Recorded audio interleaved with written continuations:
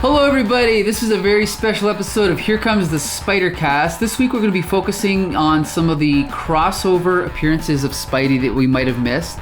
We've got 3 picks this week, and so we've also got some special guests that we're going to keep a secret for now. Okay, so our first comic this week is Spider-Woman number 29.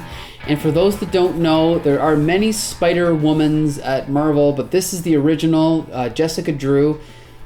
She was actually created basically over a weekend to protect the copyright or the trademark to the name Spider-Woman, because at this point they were worried that like one of the TV networks animations was just going to create a Spider-Woman of their own, and so they're like, oh shit, we better to create our own. So they designed this. Well, it's really the same story with She-Hulk, correct? Exactly, right. Yeah. She-Hulk was definitely created over a weekend. I'm not sure about Spider-Woman, but she was definitely created like on a whim. Right. And no connection to Spider-Man, unlike She-Hulk, who's the Hulk's cousin. Right. Her powers are completely, well, not completely different, but they're definitely different. Very different, yeah. Yeah, I'm not overly familiar with the character. I've only read a handful of issues, but I absolutely love her costume. Before we jump in, maybe we should introduce our special guest that's going to be talking about this issue with us. Oh, yes. We have a very special guest this week, returning again. G.I. Jolie. Say hi, G.I. Jolie. Oh, hello. All right. Well, we'd like to thank you once again for joining us. Yeah, nice to have you back. Yes. Is this your first ever Spider-Woman comic? Yeah. Actually, no. My first ever... Sort of... I don't know. Yeah, because you read a Brian Michael Bendis, right? Yeah, and it was... was it that artist 80 Granoff? No, Alex McLeod. He did the art. I think so. Freaking terrible. He's the one that does the. It looks like it's from photos. Right. Yeah, and sorry. I hated it too, and I swore to myself that I would never, ever, ever read. No, not at all. That I would read better Spider-Woman comics after that, and well. When I was given the opportunity, I jumped super high. And would you say this one was better? No. Okay. All right. I could say that, but I would be lying to your face. Well, do you want to summarize the story, G.I. Jolie? Yeah, I guess. So briefly, so Spider-Woman is in the beginning of the issue, Spider-Man is quote unquote dead. She believes him to be dead. She has turned villain, and is teamed up with the Enforcer. It's a really thin plot as to what they're doing on this plane, but Peter Parker also happens to board this plane that Spider-Woman and Enforcer are going to hijack. And that's kind of where the story begins, and I would argue ends. Yeah. It's definitely a bizarre plot. Again, I've read a handful of Spider-Woman stories, and I can't get a handle on her character. I don't really get her, and this did not really help. I thought it was kind of odd that she just willingly... I mean, she didn't willingly. She had to go along with this because she had to get the cure for her friend, right? Scotty. And so that's why she had to team up with the Enforcer to like hijack this plane, but it seems a little bit far-fetched. But it's also weird because they talk about the fact that she's been doing this for weeks. Right? Oh, really? Yeah. They definitely say that she's been doing this for weeks. Like, I've been doing this for weeks, and you come in here and you mess things up for me, blah, blah, blah, blah, blah. Get out of here, Spider-Man. It's like, you've been doing this for weeks and you haven't come up with anything yet? Like, you haven't realized that maybe this guy is just, like, stringing you along to, like, commit all these crimes with him? Like, it's just so weird. And also the fact that, like, she's treated like an object at the beginning. Oh, my God. And, like, Enforcer is just so creepy that I want to punch him.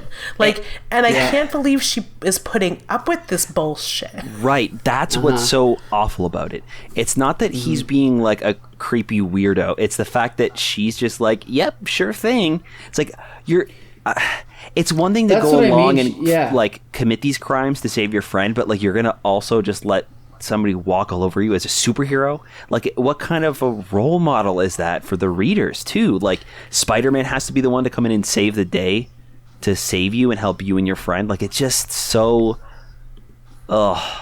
Yeah. Well, that's what I mean. She has no agency. She really has no personality, right? Like, I couldn't tell you anything about her personality from reading this comic. No, other than the fact that she's kind of weak.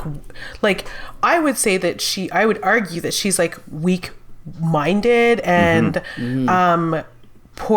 just poorly motivated by like things that are typically written to be like female-driven emotion, like. Screw off. Like, I can't even. Like, he calls her, he's like, oh my God, spider chick. Like, every single time he refers to her, he doesn't use her actual name. And it's even on the cover. I thought maybe it was just a character flaw of the Enforcer, but no, they call her the Web Lady on the front. I mean, I don't think that's that bad, though, because inside she also has another nickname, which is, where is it here? Spider Tootsie. No. On the first page, the alluring angel of nighttime. Like, I mean, that's kind of weird, but I think it's kind of just a throwback to when like Superman was called Superman, the man from the last son of Krypton, the action ace, the man of tomorrow. They've all got these cheesy superhero names or nicknames, and I think that's just what they're going for, at least with Web Lady and the other one. Obviously, when he's calling her names, it's just misogynist, right? Yeah, that's it's just him being a dick. I mean, the thing that stands out to me too is like he's like rubbing her shoulders and like talking about you need a popsicle for when you get your you get that itching, and then she says something like, yeah, I know what you mean, Enforcer. Whenever you come near me, I start getting that itchy feeling too. And he goes, yeah, that feeling that tells you that you need some loving, right? It's like, are you kidding me? Like, is this supposed to be our hero that we're following? Like, this isn't a Spider-Man comic. This is a Spider-Woman comic. It's not like this is a guest appearance from this character. Like, this is supposed to be our hero, but she's a damsel in distress the entire issue. In her own comic. In her own comic. Yep. Now, I just want to say one thing, though. I am familiar with Michael Fleisher, and he's written some Spectre and some Ghost Rider, and I think some Ghost Rider. I think his writing is actually fairly good, and I just, like, again, I want to point out that opening page, when criminologist Scotty McDowell attempted to rescue the Spider-Woman from the Enforcer, the villain plunged him into a death-like trance with a poison which will kill Scotty the moment his body temperature is allowed to rise above freezing. I don't know. Nice little setup there. Sure. Again, compared to the...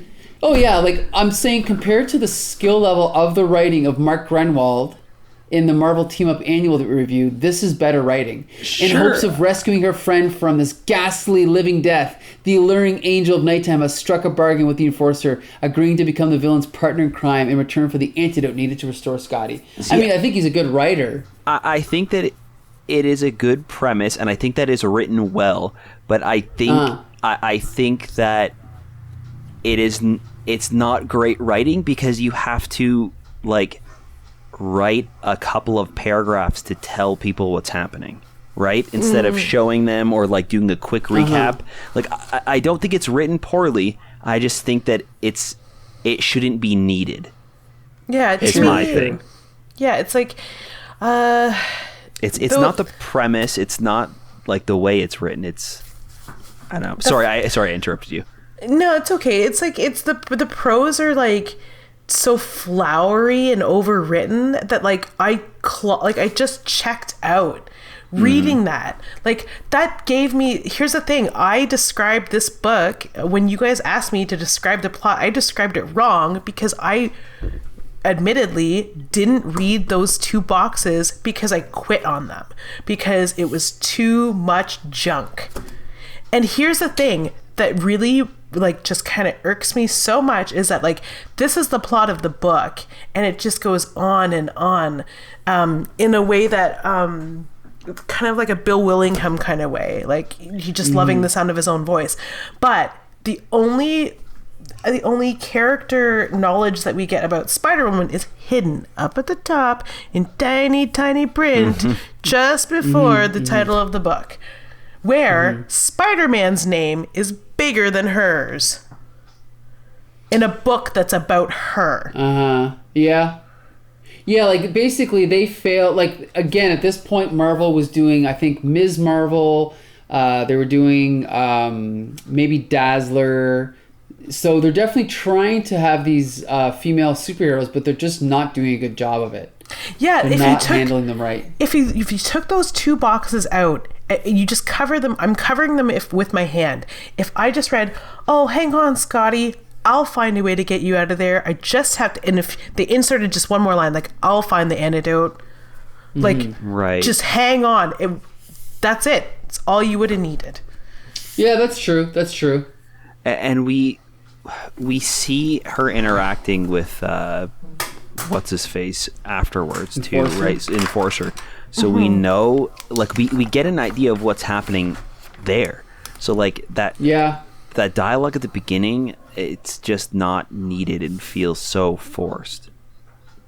Well, also, as you look through the issue, you can see there's a lot of really big bubbles, really big thought bubbles, really big captions. You know, like when Spider-Man comes in with all eyes focused on the Enforcer and his victim, no one pays the slightest attention as a certain nondescript teenager rises from his seat and slips into the darkness of the nearby alcove. Like, again, I think it is good writing. It's just not efficient for a comic book to write it that way, you know? No. Yeah. Yeah. It's almost like it's a task to slog through. So here's the thing: we agree the story's not great, the writing's not great. What did you guys think about the art? Jolie, we'll start with you. What did you think of the art in this issue? The art is passable. It is not terrible. I mean, like most artists, he doesn't really get the hands right, but hey, if it were up to me, I would never draw another hand as long as I lived. But other than that, do you know what I found was really strange about the art was the coloring choices. I'm reading a digital version, but it doesn't look like it's been recolored or anything, and just there's just some really strange coloring choices based on I would say zero palette. So okay, that's interesting you say that, because I'm reading a scanned version, so I just assumed that it was just a poor scan, and the colors were off from converting it, like just taking pictures of it. Right? I think we're all reading the same version. This is just scanned from the original comic. Yeah, there's definitely no recoloring here. Okay. So for example, if you look at page 5, digital page 5, when Peter Parker is boarding the airplane, like the choices of colors, I would assume if they are just based on my own sort of like experience with scanning old documents, like that was probably purple, like a lighter purple. What are we going to say about the purple? Well, no, I mean, like, a better example would be, like, the next page, for instance, where we see the Enforcer speaking into the headset, and he's, like, trying to find a way onto this, to the airplane. Like, why would you choose red as the background? Yeah. It's just not complimentary at all. I mean, even in the background, like, the weird highlights in, like, this bright pink, like magenta behind the officers, everything just seems really weird and off. The sky is purple. Again, maybe it's the scans, but like if you go back to the page you were talking about before, Jolie, with Spider-Man boarding the plane, it's like really dark purple in the background, and it looks so like harsh. And then if you look at the bottom of that page, everything is like the lighting in the background of the plane is this like light lavender purple. So if it was the scan, this is the same page, right? So wouldn't the scan like mess up all of the color? Would it be focused in one area? Like it just seems. It's not the scan. It's the original comic. Absolutely, right. It's just poorly done. Yeah, like the color choices are poor. And like the color of the interior switches from panel to panel. And again, it's not done for dramatic effect. It's just poorly done. Even at the beginning, Spider-Woman is pink. Like, I thought that... Her skin, yes. Her skin is literally pink. I thought that maybe this wasn't Spider-Woman at the beginning, and like she was no, like genuinely I thought that maybe like because she's acting as a villain and she looks like a pinky magenta color, maybe this is like some sort of alien that's taking her form, or like something's happened to her that she's like acting evil now. I didn't quite get it at here's first. the thing. To be fair, though, look at the hand of the guy at the bottom, and then look at the guy in the next page. He's just as pink. So I think it's just a case of whatever skin tone they were using was just in overdrive that month or something, right?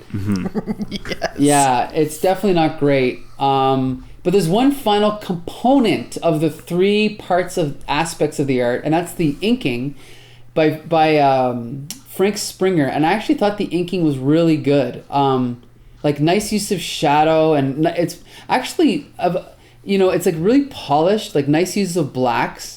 There's a lot of really good exampals of it throughout. Really? So I don't know. I actually like the inking. What do you guys think? I actually thought the inking was a little bit muddled at times. Okay. On original page 7, digital 11, I think. Okay. Spider-Man, or Peter Parker has just changed in the airplane bathroom, and he's walking out. He's doing this like silly walk pose. In the background, like all of the people on the plane, it's just black and red blobs. Like, what is happening? Like, I don't need to see every single. I don't need to see every single person's face, but I can't even make out figures.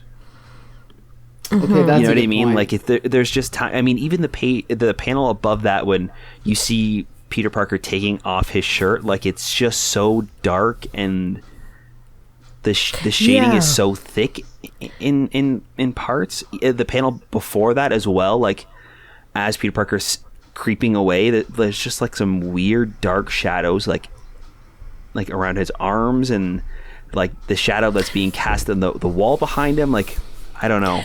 All the shadows are actually in the wrong places in that one. I would argue. Like looking, it's I can see that. What about, okay, can you guys jump back to here we go. Digital page 6, which is original page 5. Okay. I really like this page when they're all talking to each other on like the CB radios or whatever. Like, if you look at the top right panel, the Enforcer, I really like the inks on his face there. And the inks on the plane, the one plane on top of the other, like, I don't know. Again, it's not really, it's a little bit sloppy, but there are some panels that I think are really well done.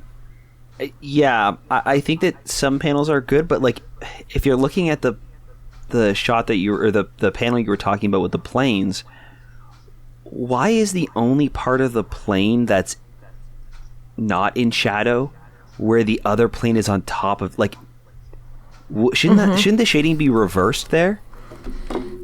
It should. Why do you mean? So like the plane that's on the bottom, why is the bottom so shaded compared to the top when there's a plane on top of it? Like, shouldn't the shadow be underneath the red plane and not at the bottom of the white plane? You can see the shadow on the right of the white plane. You can see the shadow there. It's not necessarily in the exact right spot, but I don't think it's bad. You see how underneath the whatever color, this orange plane at the front of the orange plane at the nose cone, there's a shadow falling on the white plane. So I think that's in the right spot there. So I mean, if we want to talk about where bad shadows are being inked here, I would go with Spider-Woman's entire form. Well, do you know what? Parts of her are done correctly, I would say, but this is one of those things where this is what I had mentioned before in like in the Spider Cast, where you can either troubleshoot this in the pencils or correct them with the inks, and neither of them do this. And it's even apparent a little bit in Enforcer's costume, where it looks like Spider-Woman is body painted. If she was in fact wearing a latex suit or a spandex suit, there is no way that is how her breasts would sit in a costume. That's true. Yeah. So I wonder how much of that has to do with the design of her character. Because I feel like throughout this, it's the same. I can't point to one specific panel where she's like, oh, that looks like it's body painted. It's just like throughout this entire issue, it's just painted on her. Yeah. I mean, and you look at the cover and it's the same, right? So I think I don't disagree with you that it does look like it's painted, but I'm wondering how much of that is just her character in general in every issue. You know what I mean? Yeah, like, it's just So I just want to make one final point. I am a huge fan of her costume design. Jolie, what do you think of her costume? I love her costume design. It speaks to mobility. It speaks to like just really cool design work. Just minimal color. I like how it covers her face, but her hair is exposed, and her hair is down, and her hair is long, and like, I like the little bat wings that she has. It all around is a really slick design. I just don't like the fact that no one in the comic world can seem to render a costume on top of a human body. That's it. That's true. It's the only thing that pisses me off. Like those boots don't look like boots. Anyway. Here's the thing. I am probably going to go back and read this entire Spider-Woman series because there's only 50 issues. And what else do I have to do, right? Well, I mean, we are trapped inside for an undetermined amount of time. For a year and a half. But, Josh, are you enticed to go and read more Spider-Woman comics? No. I'm not. Like, because... Yikes. It's because if I'm just reading this issue alone, what brings me into this story that's gonna like grab me and hold me in? It's not Spider-Woman, because she doesn't have a character in this. She kind of acts like awful too throughout. Like, I understand that she's like working with the bad guys to save her friend, but like she's not putting any effort in to stop them either. Like, she's just along for the ride. When Spider-Man shows up and does try to help, she kind of is just like, what the hell are you doing? Like, you ruined the day. Like, even after her friend is saved and the enforcer has been stopped, she's still kind of rude to Spider-Man, and like, I don't know, like there's no character there. So like, why would I be interested in going back and reading more about her? That's definitely true. Her character is completely undefined. So, Jolie, are you going to read more Spider-Woman? Not from the 80s. Yeah. I might jump forward a little more. Like, I mean, as much as I hated the art in that new one, it was a trillion times more interesting than this version of Spider-Woman, I would say. Well, just for the record, even back in the 70s and 80s, there were different writers that wrote her. So maybe one of the other writers did a better job. Yeah, maybe. And I'm definitely not saying that her character as a whole sucks, but her in this issue is really kind of a downer and doesn't make me interested in reading more about her. I'm sure that there are plenty of stories where she's great, but I don't see that here. Yeah, I mean, if you want to talk about a downer, like the very last panel, where they could potentially maybe redeem her plot, she's still just, it ends with, oh, but what's gonna happen to Scotty? Like, who cares? And then at the bottom, you will not believe what happens to Scotty next issue. Right? That's the cliffhanger. She's like, no. So we didn't. So we went through all of that misogyny, all of that horrible like plotting, all of that horrible story, and we still didn't cure Scotty. Like, what the hell was the point? So we definitely, now I think I probably like this one more than you two, but I don't know if I can recommend it. I can recommend it with a huge grain of salt, but it's definitely not a good comic. Josh, would you recommend this comic? No, I don't think I would. Like, Spider-Woman didn't really seem like the main character, and it also didn't even really seem like a good Spider-Man comic. I don't know who this was for or what they were trying to tell here, but definitely wasn't for me. Jolie, what do you think? Would you recommend this? I would.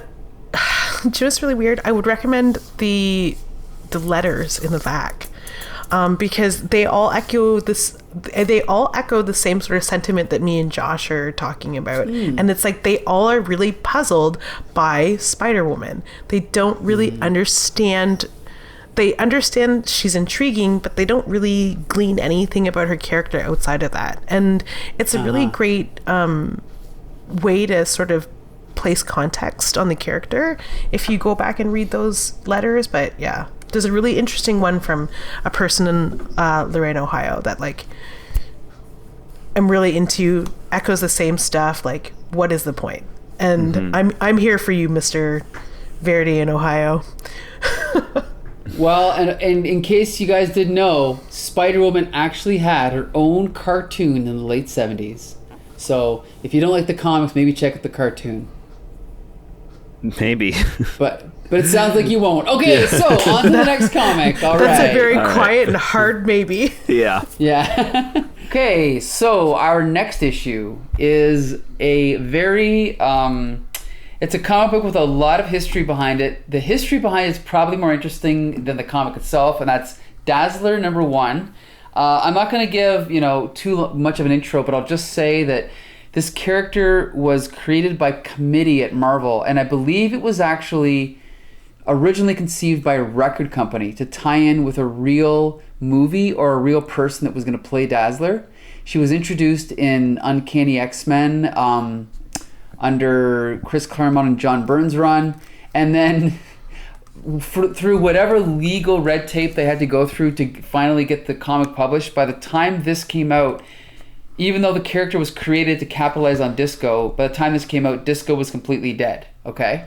So now this is kind of like a relic of that time period, and I've always had great affection for Dazzler because I was first introduced to her in X-Men by Chris Claremont and Mark Silvestri, actually, when she joined the team. But Jolie, how familiar are you with Dazzler?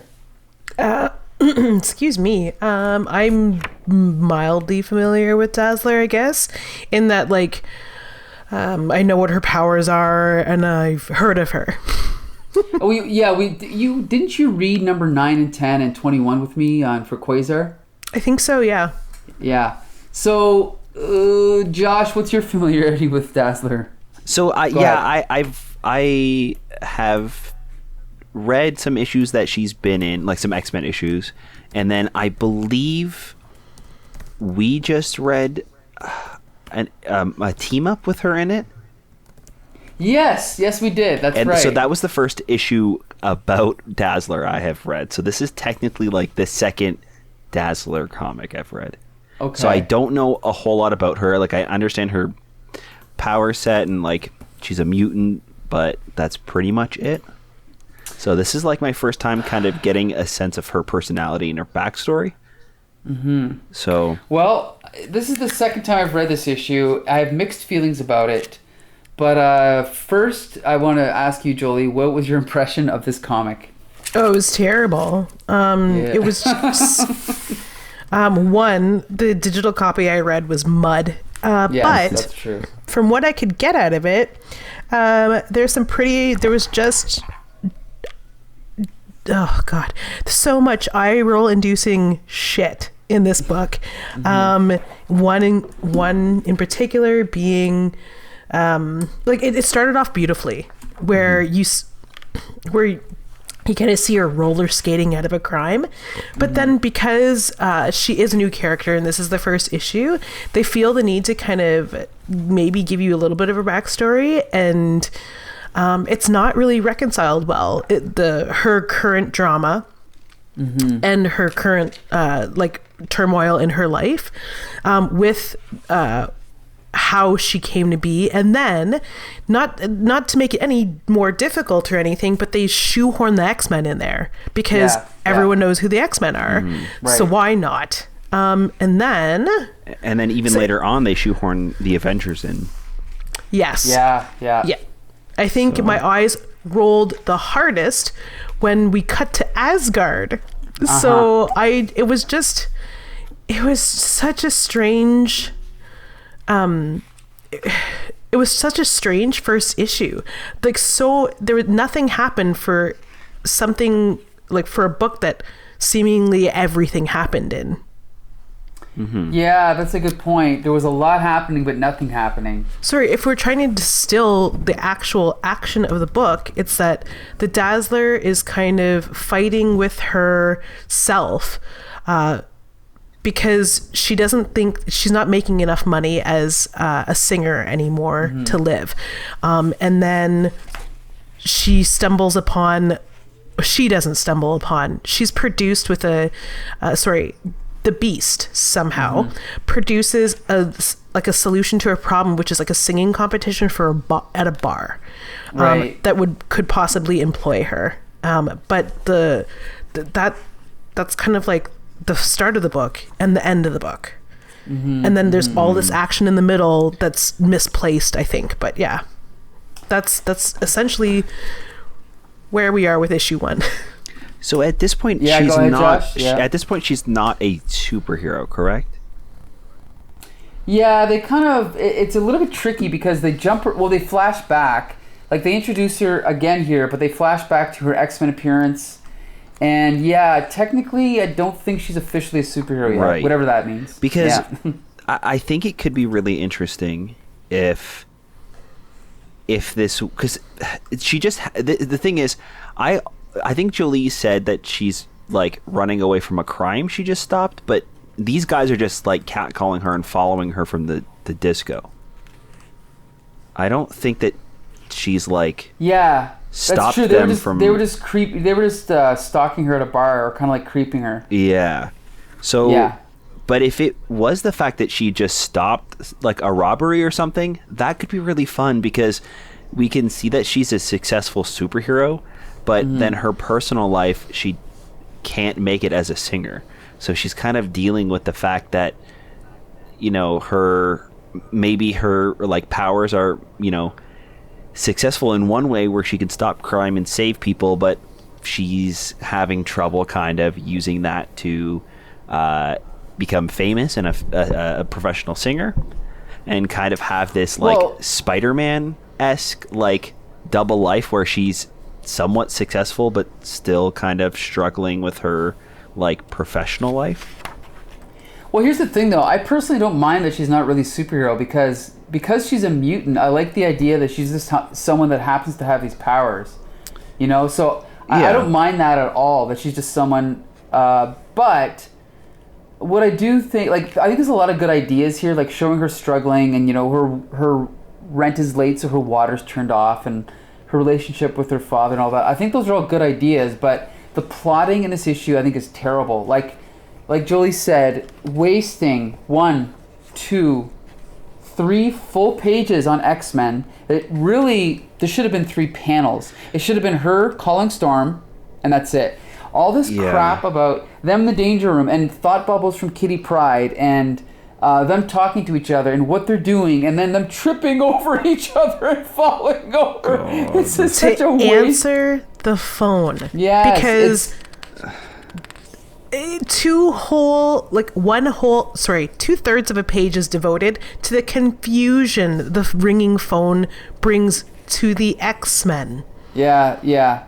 They don't. Yeah, this is supposed to be the X-Men. It's ridiculous. Also, there's a little bit of because this is written by Tom DeFalco and he wasn't obviously the regular X-Men writer. Chris Claremont was. There's a little bit of commentary on the members too, and there's a quip here that really gets under my skin. It's the opening of the scene where someone says, "Where's Angel, Storm? That winged wonder needs training a heck of a lot more than we do." Okay, just so people know, this is the new X-Men. Angel had already been on the team for 20 years. No, 20 years? Yeah, about 20 years. So that's really a knock against Angel that really gets under my skin. But other than that, okay, fine. So then you have all this crap. Then later on, you have the scene with... I'm just skipping ahead here. Pardon me. To Asgard, a really long intro, which, I don't know, I didn't mind this intro because at least it amounts to something, right? Because Enchantress comes in later. It still was a little bit long. Like having that one woman get introduced and then turn into a tree was kind of a way to show how evil Enchantress was, so I like that. But then later on, when we get to the Avengers, it's kind of the same thing where we get 1, 2, 2.5 pages of Avengers. And again, it's like, really, this is only here to set up the Beast. Why do we need the Beast talking to Wasp about her costume and Captain America and Iron Man back and forth? Sorry, go ahead, Josh. I think, honestly, the problem with it for me was the fact that we set up Dazzler as the main character, and we show the audience what the problem is, but then the rest of the issue, it's everybody else trying to fix her problem. Good point. Right? Like, it's Beast that comes in and saves the day for her to go to the tryout. Like, the rest of the time, she's kind of just, like, pouting and, like, being upset, which sucks because, like, I want to see her, like, save her own day, right? Like, I want to see her, like, this character deal with the problems rather than just be upset on the couch. Right, like, once she gets back to her house, she doesn't do anything. Like, she sits on she calls Storm, and then she sits on the couch, and then it's not until the end of the issue where Beast comes to her window that she goes to the disco for the tryouts. Honestly, I think the Asgard stuff was the only things I liked about this issue. Right. I actually enjoyed that because, like, something was happening. Like, it was important to the story as well.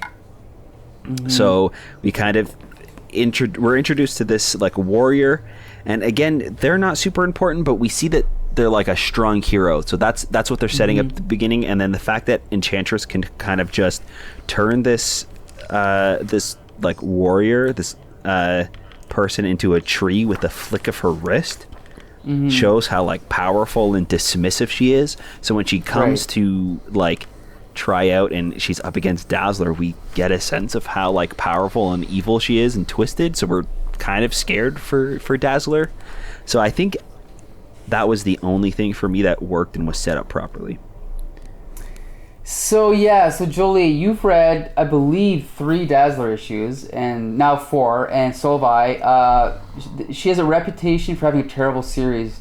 Does this change your mind about that? Or is this another terrible issue? Oh, it's another terrible issue. It's one of the better ones out of 4 issues that I've read, which isn't saying a hell of a lot. I mean, I agree with Josh about Enchantress. At least them shoehorning her in, if it was just them doing that, at least the very thin way that they connected the stories would have worked for me. If not for the fact that, like, God, why is she calling the X-Men? Like, just leave all that other junk out and figure out a way to sort of put this all together. Like, why couldn't she have picked up after taking a long introspective bath, why couldn't she have, like, checked her mail, gotten that newspaper and read for herself? Exactly. About, like, that newspaper is the same everywhere. Like, why couldn't she have received it on her own without Beast's help? Like, it makes no sense. The same level of misogyny, I think, still exists throughout all 4 of the books, but I credit that with the authorship being male, the artists all being, the whole creation staff is male. So, I mean, it's to be expected, but I mean, even her backstory feels, like, really played. Like, did we need to actually see everything that happened step by step? Like, I guess seeing, like, her discovering her powers when singing the first time was kind of interesting. Yeah, I like that. That was cool. But the whole thing with her dad, it was like, you couldn't just be like, my parents don't approve of me going to, like, pursuing my career, so I'm all on my own. Who do I have to turn to? Like, that one line can get rid of all of the flashbacks of her dad not approving of her going off and being a singer. Like, right. Every single story about, like, a main character going out and being a professional musician, their parents don't agree with what they're doing. Yes. So we don't need to see it again. But I mean, maybe at the time it didn't seem as, like, as much of a trope. Sure. But I think for me it was just kind of like, yeah, I get it. I don't even need to really read what's going on. I could just kind of look at the panels and see, okay, yeah, the dad doesn't agree and he storms off into the street. Sure, cool. Just kind of move on. Yeah, I'll agree with that. Yep. Okay, so how about this? I'm not sure if you guys checked the credits, but this art, the penciler was actually the same one from Amazing Spider-Man, John Romita Jr. I could tell right away. Okay, see, that's interesting because the inking is by Alfredo Alcala, and he is known to be an overpowering inker. And so I think that even though, I mean, you can see that it's still John Romita Jr., but I thought the inking was so much different that it really looked like a completely different artist. Jolie, what did you think of the art? Oh yeah, if it weren't for the fact that I read John Romita's name, then I wouldn't know that the underlying art is good. The inks are terrible, in my opinion. They're too thin in some places. They use strange marks to suggest weird things. There's a lot of suggestive sort of marks that people employ when they ink that are used in really strange ways. Like there's squiggles on her outfit that make her outfit look like plastic rather than cloth. And then he'll use them again in faces. So he's a thin inker. I know because I'm a thin inker. He's a thin inker and he's a confusing inker, and he kind of just doesn't really know his place. Like I agree. It looks. It's like he's like an inker with a chip on his shoulder. He's like, well, I'm inking John Romita, but I'm also an artist too, so people need to know that.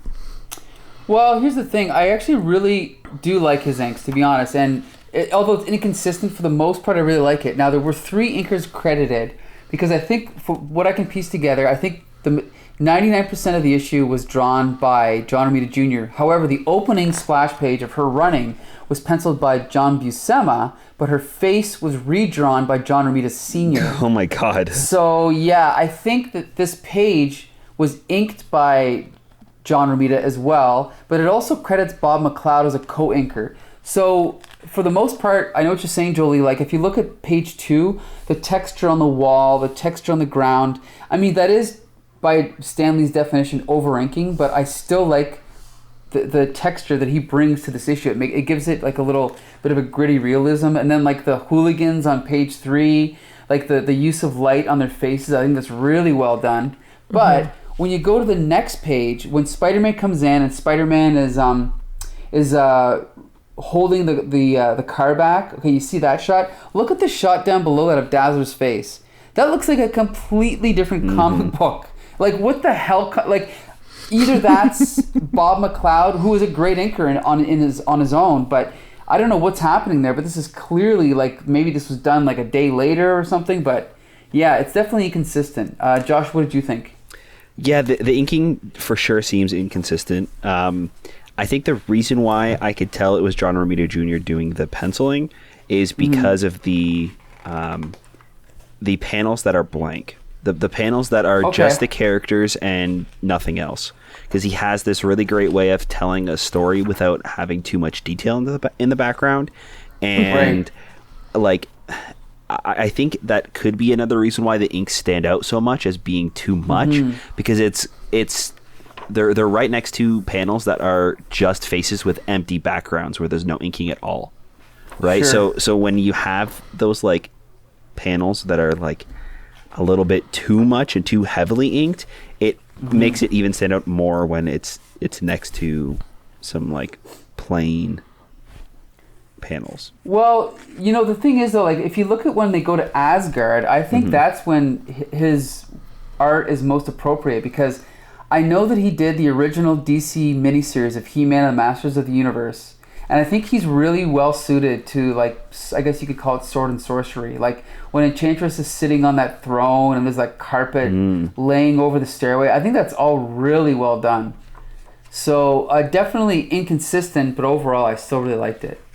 Yeah, I did like a lot of the Asgard stuff. Sorry, Julie. Yeah. No, it's okay. Yeah, like, if you want to talk about it looking like a completely different comic, you could just rip the portion about Asgard out and it would be a different comic. Yeah.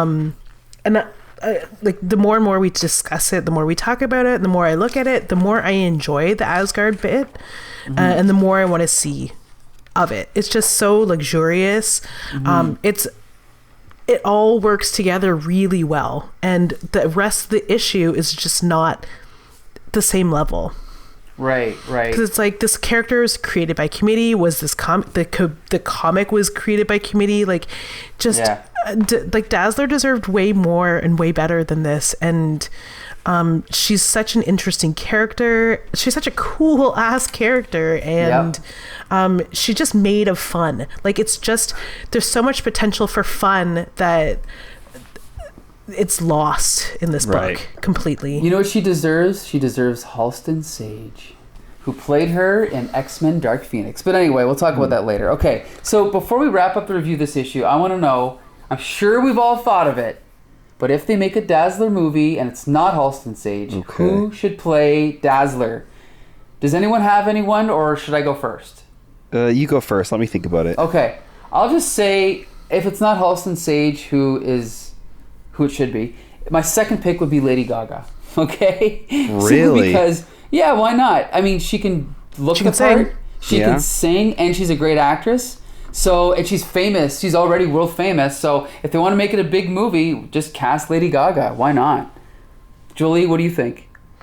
Do you know what? I agree with you. I didn't initially go the route of somebody who sings already, but I am 100% for Lady Gaga. But, you know, unfortunately, we live in a terrible world, and it'll be Taylor Swift, and it'll be terrible. So, if I had to pick an actor who could sing, you know, I really haven't thought about it. Because you know how you kind of have an idea of what these characters could look like if real current actors portrayed them. Like, I don't know what that looks like at all, because I've seen so many sort of iterations of her face that it could be anybody. Because you can make anyone blonde, so. Of course, that's true. Any ideas, Josh, or do you want to come back to this? You know, the thing is to, like, I always pictured her like really young. That's why I thought maybe that's why Lady Gaga didn't come to mind originally. But I feel like she would do a really good job with like the acting and the singing. I'm just trying to think if there's anybody. Like, I guess they could do Dazzler at any age though, because I don't think she's inherently. Oh. Do you know who would be really good? It's Halsey. Ooh. Who's that? Halsey. She was on SNL a couple times. You fast forwarded through those performances. Oh, okay. Yeah, but she has a really fresh look. I mean, if we're going to interpret her music as being electronic and not disco anymore, I would say she that is kind of she's able to act a little bit. Right. She's not a terrible actor. And she could do old and young if they had to do flashbacks. Right. You know, because she's just right in the middle. Miley Cyrus could be pretty fun. Because she's kind of that. I think she's way too. I mean, because of her persona, don't you think she's too rowdy, or what's the word I'm looking for? Like, obviously you're not familiar with Hannah Montana. Yeah, I was gonna say, I think that you can do. Like, she can play whatever, because if you think about Lady Gaga Lady Gaga's persona does not match Dazzler at all either.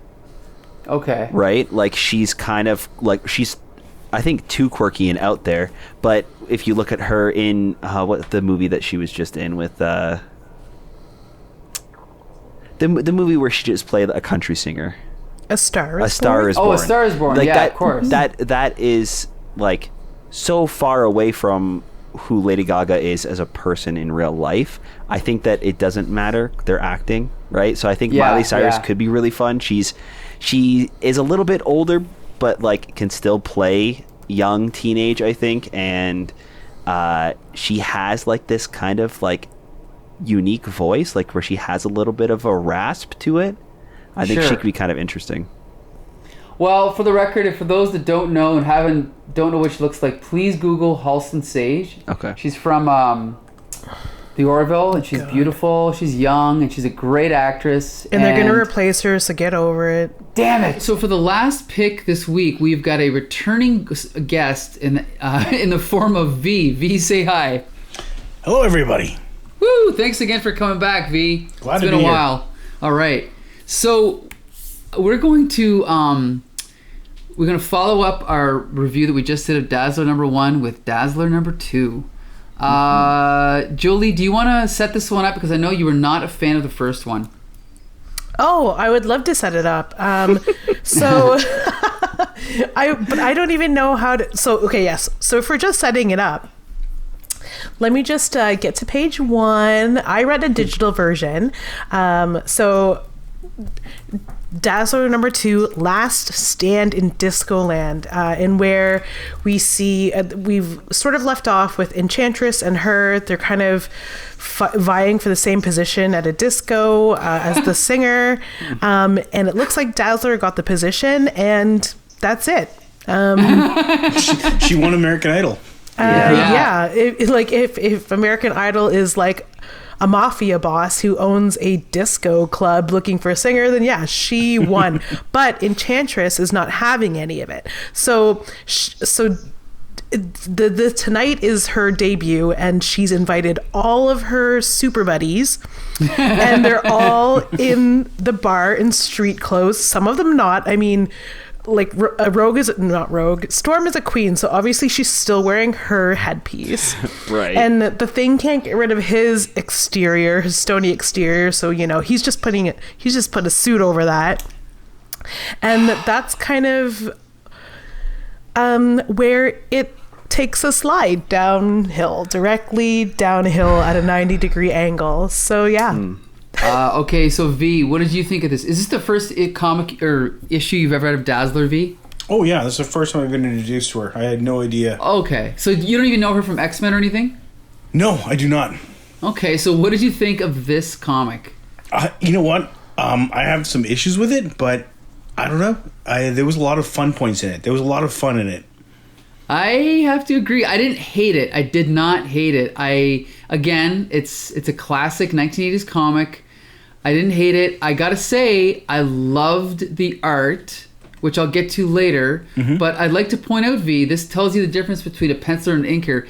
This is John Romita Jr. again, the same penciler as Amazing Spider-Man. I really enjoyed the art, actually. Yeah, but the inker is Alfredo Alcala, who is notorious for overpowering the artists that he inks over. And so this is almost unrecognizable.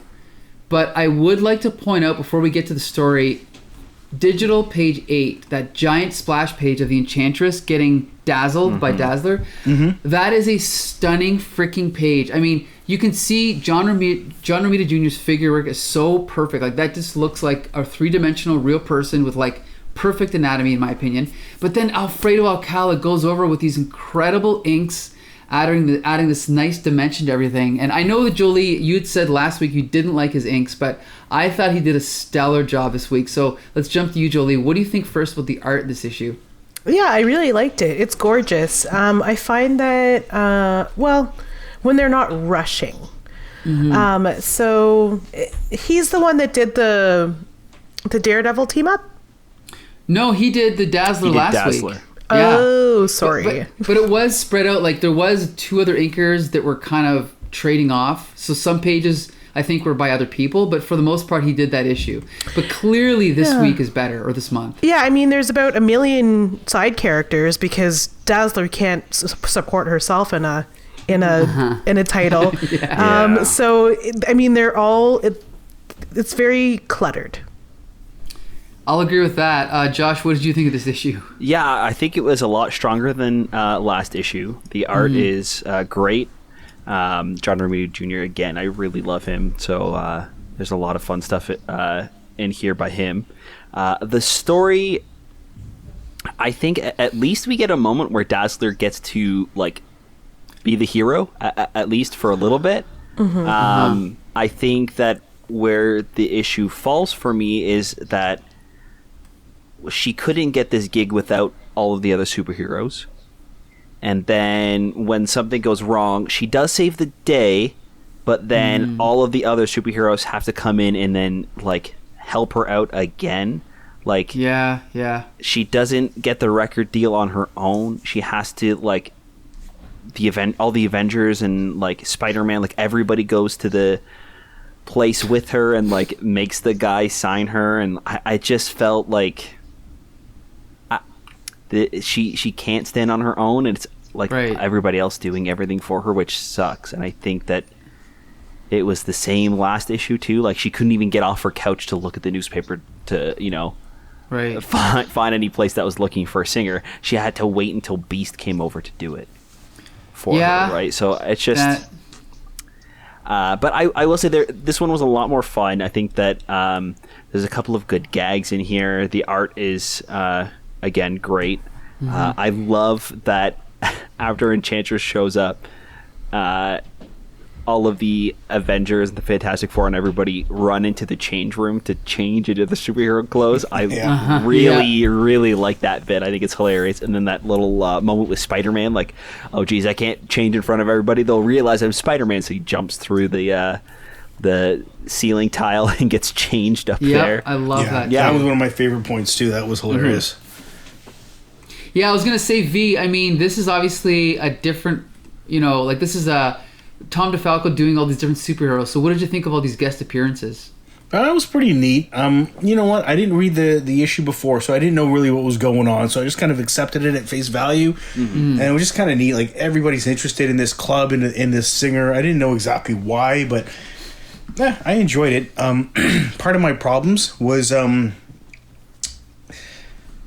first page. When I see her talking and explaining everything that happened in the previous issue, I'm just like, oh boy, like really? Like it's just too much. And now when you're telling me it was like literally the previous issue, like really they have to explain that much? That much of a recap. It was just way too much. I think that the reason why they did this, and I only know this because the last page of this issue talks about how they didn't print enough issues of Dazzler, so nobody has the first issue. So I feel like with issue 2, they probably did that recap because nobody was actually able to read the first one. Where do you see that? On the last page, it says extra, a Mighty Marvel bonus pinup, and then at the bottom it says, we've heard that some of you have had trouble finding a copy of Dazzler #1, and we know how frustrating that can be. Well, while we're not about to let you down, we've compiled a list of places where our Dazzling New Star's first collector's item issue can be obtained at cover price. For info, write to, and then it has like a bunch of information with an address. So I'm assuming that they didn't print enough issues, or maybe they were all sold out, so they didn't have enough. So when issue 2 came around the next month, they kind of did like a quick recap of the entire thing just to bring everybody up to speed. Well, the thing is Dazzler was the first Marvel comic that was released only in comic shops, and it was actually a huge seller. At least #1 was. Right. But it was never critically acclaimed. No one liked it, and unfortunately, it only lasted 42 issues. Right. So, Julie, you've read about 5 issues now. What would you say is the main reason that Dazzler is failing? Because this character is not a fully realized character, and they're not taking the opportunity to do it correctly. They haven't given us any reason to love or enjoy her. She's just another flimsy, it's like every issue feels like a flimsy team up. Yeah. And they just really need to focus on doing her well, instead of doing her and other people to make it sell books. Right. I know you would sell books if people heard that this was good. And it's just not good. Nothing they've done with her is good, and they're not making or creating a memorable person that people can fall in love with. They are just putting a girl in roller skates who sings on a stage to maybe capture some margin of an audience that they think that they're missing out on. Right.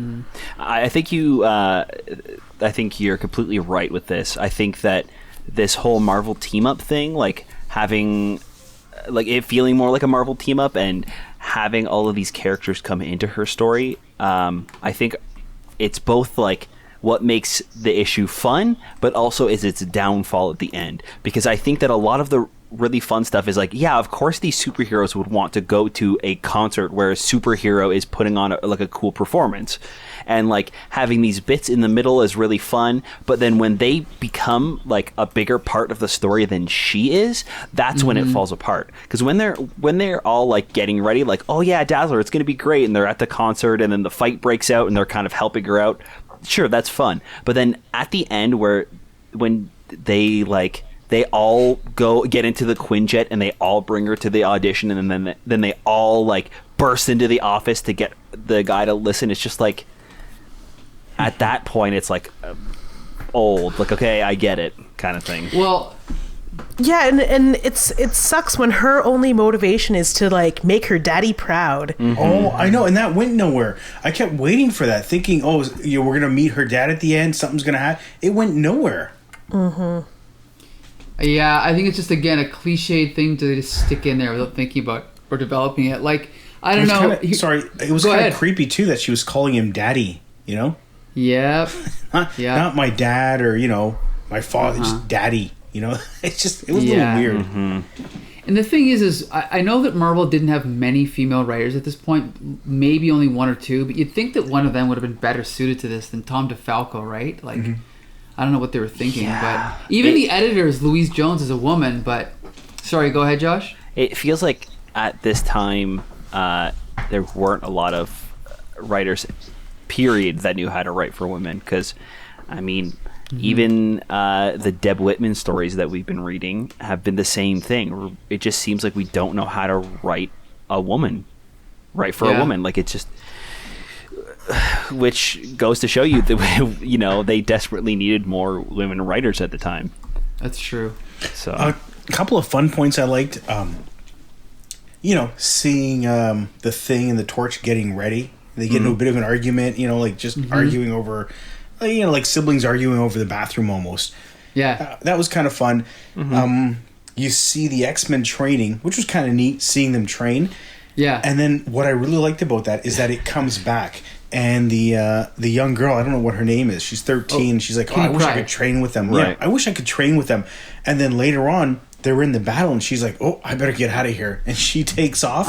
Good point. And one of my favorite things is Wolverine. He's got his arms crossed. There's people fighting. He's got a smile on his face, and he's like, it's about time that little squirt hightailed it. She's not ready for this kind of action.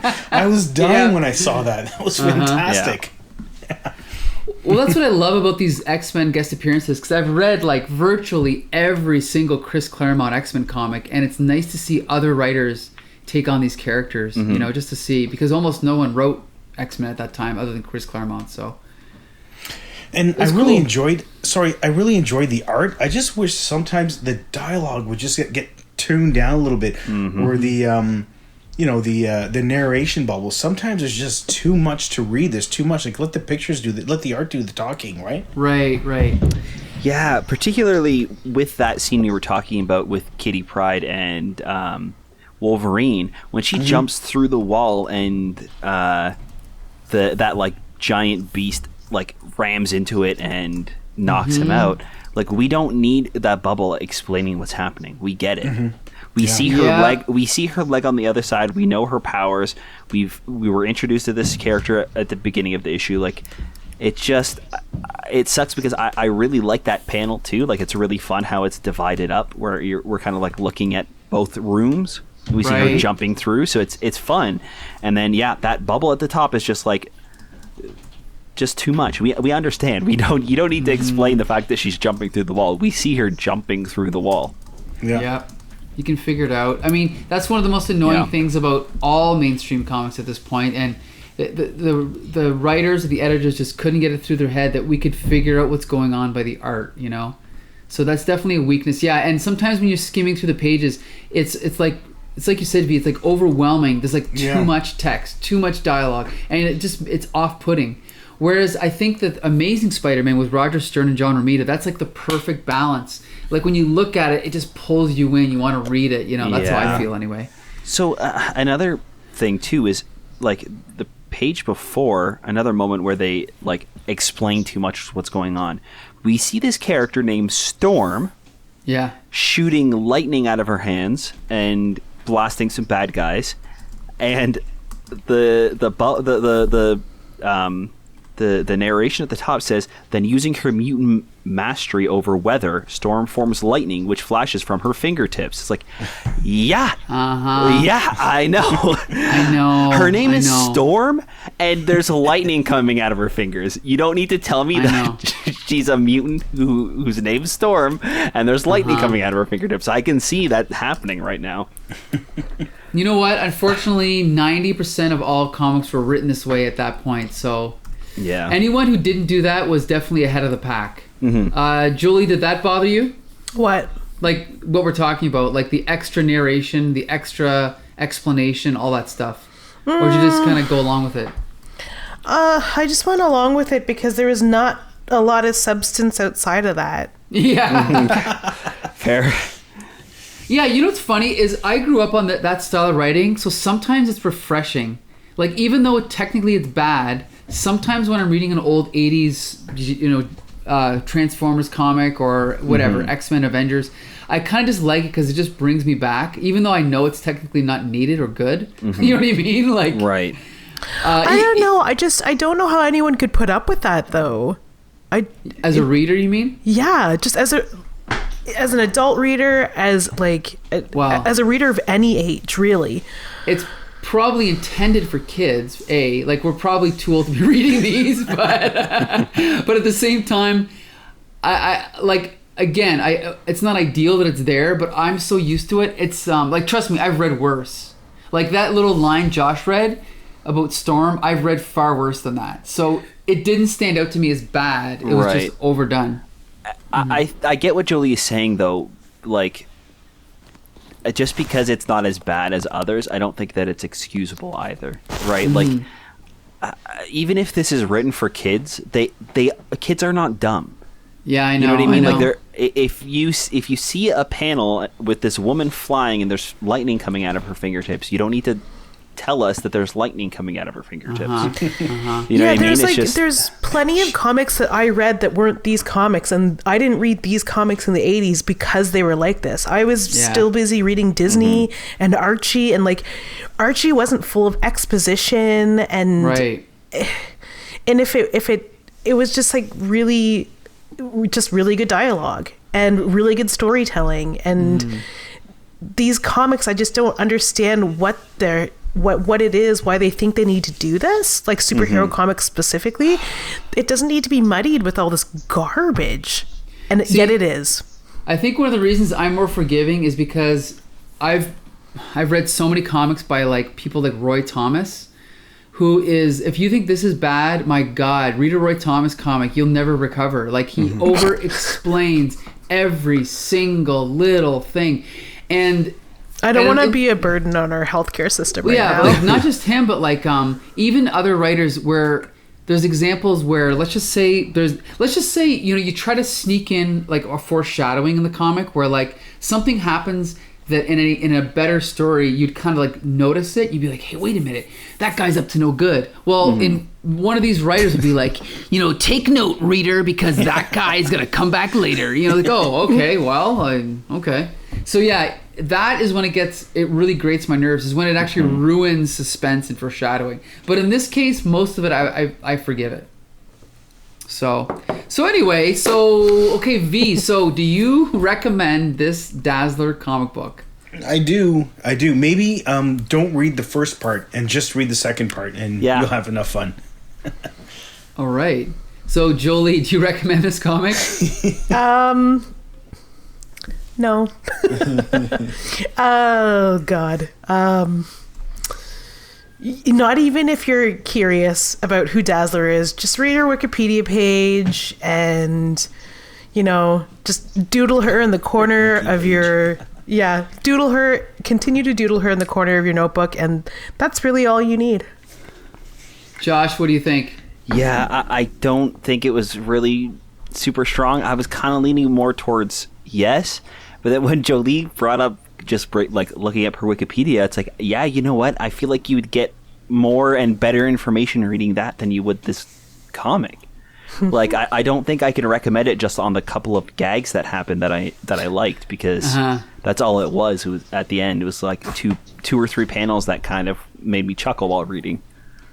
Well, I can say I don't think the story was great, but I really think this art stands out. Like, it's better art than I've seen in a long time. Like, I think it's a great combination of these two. So for that, I will recommend it. So that's it. All right. So that wraps up this week's reviews of Spider-Man guest appearances in 1981 and 82. If you can believe it, he only had 3 major ones. There was a few other cameos, but these are the only full appearances, and we've covered them all. Next week, we'll be back to our regular batch of monthly Spider-Man comics. And we'd like to thank G.I. Jolie for joining us for all 3 reviews this week. And V, we'd like to thank you for joining in on the Dazzler number 2 review. Hey, thanks for having me. I hope to be back more often. For sure. That'd be great. Yeah. Absolutely. Yep. So Josh, you can take it from here. Yeah, why don't you guys head on over to Spotify or Apple Podcasts or YouTube or Facebook and check us out at The Comic Book Syndicate. Or if you want to talk to us on Twitter, you can find us at Comic Syndicate there. We want to know what you guys think about the issues that we're reading and the podcast itself. So leave us a comment or a review, and we'd love to hear what you guys had to say about us. There you go. So until next week's regularly scheduled Spider-Cast, this has been Here Comes the Spider-Cast.